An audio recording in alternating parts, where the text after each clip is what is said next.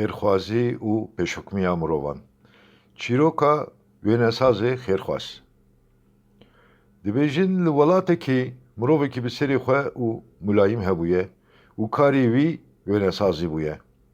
Li gor gotinan dibêjin ku camêr her sibar radibû diçû kargeha xwe û êvaran jî wisa westiyayî vedigariya mala xwe.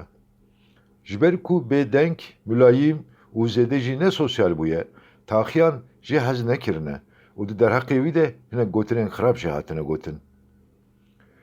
Li taxa wî jî dikandar her meh bi dor xeratê didin feqîrên taxê. Xeratên mîna nan, şîr, goşt û hewîdîn li taxiyên feqîr belav dikin. Piştî sal û zemanan rojekê wênesaz dimire û şaredariya bajêr wî dispêre axê.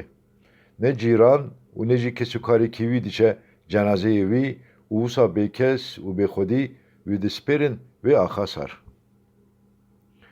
Piştî demekê dikandarên taxê nema xeratê li feqîran belav dikin.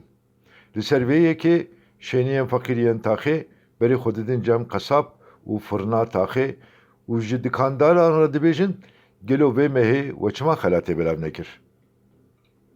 Dikandar jî dibêjin wênesazê me yê rehmetî her meh heqê wan xeratan dida me û me jî wan li we belav dikir.